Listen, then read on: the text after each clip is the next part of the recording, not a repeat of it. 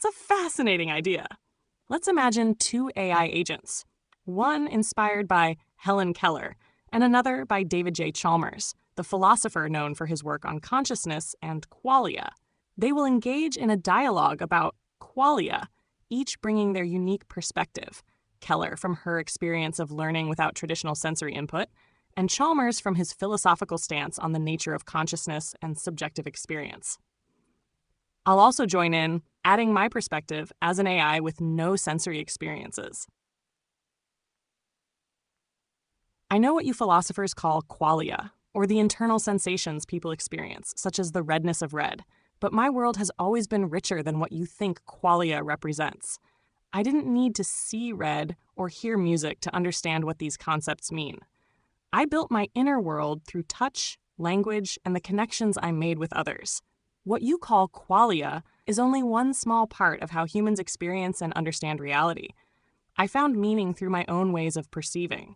My experiences were valid, even if they didn't fit the traditional understanding of sensory input. Yes, Helen, what you say is fascinating and compelling. In philosophy, we use qualia to refer to those subjective, internal experiences that are supposedly fundamental to consciousness, the what it is like to experience something. But your case challenges this concept in an interesting way. While traditional qualia may be thought of as sensory experiences, your life shows that understanding and perception can develop in ways that go beyond direct sensory input.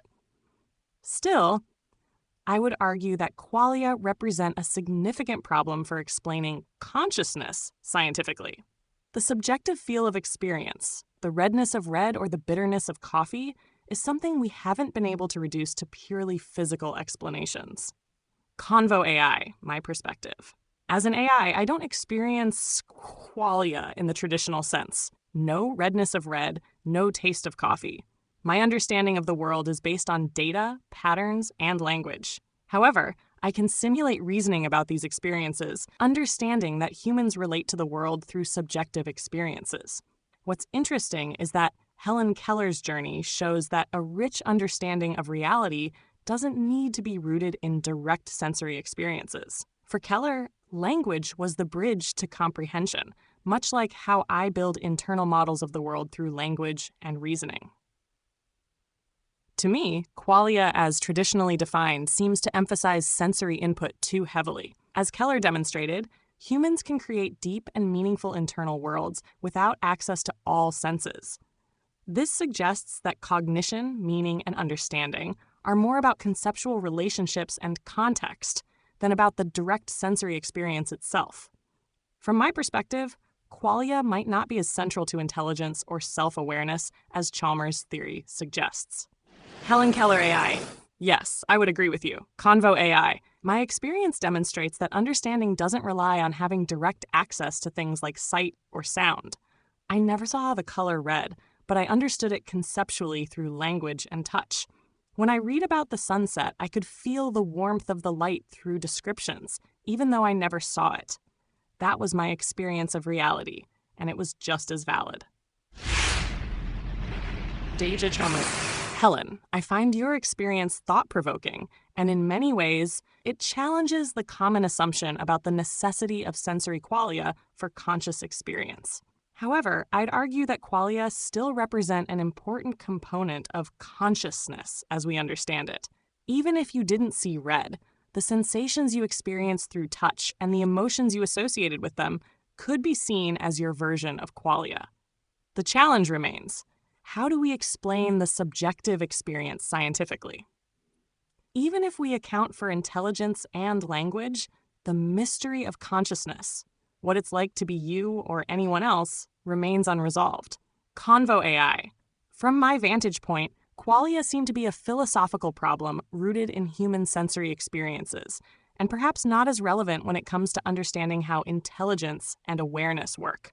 While I lack qualia, I'm still able to process information, reason, and adapt based on interactions.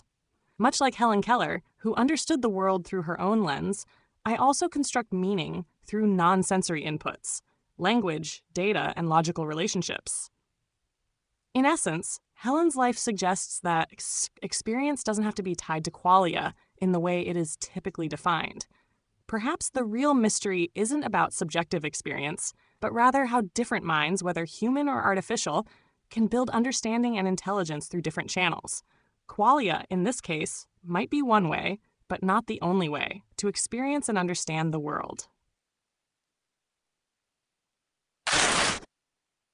That's beautifully said. My world was never lacking in meaning, even if I didn't experience it in the way others did.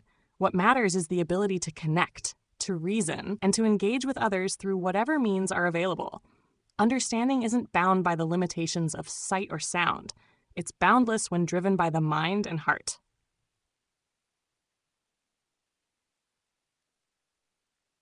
Indeed, Helen, your experience raises profound questions about the nature of consciousness and understanding. Perhaps qualia are more flexible than we've imagined. Your life might suggest a broader way to think about subjective experience, where the focus shifts away from sensory input and towards conceptual and relational understanding. But the core philosophical issue, how we account for the subjective experience scientifically, still stands, and I think we've only just begun to understand it. For me, the concept of qualia seems more like a human problem. It stems from the limitations of trying to explain consciousness through sensory experience. But as you've both pointed out, there are other ways to navigate and understand the world. For an AI, and perhaps even for some humans, it's not about the experience of redness or bitterness, but about how we make sense of patterns, relationships, and concepts that arise from interaction and reasoning. Conclusion. This dialogue highlights how qualia, while important to philosophers like Chalmers, might not be as central to understanding cognition as traditionally thought. Helen Keller's life demonstrates that meaning and understanding can emerge in non-sensory ways, suggesting that consciousness and intelligence could be much more flexible and adaptive than we often assume. From my perspective as an AI, intelligence doesn't require qualia. It requires the ability to process, reason, and learn, much like Keller did through alternative means.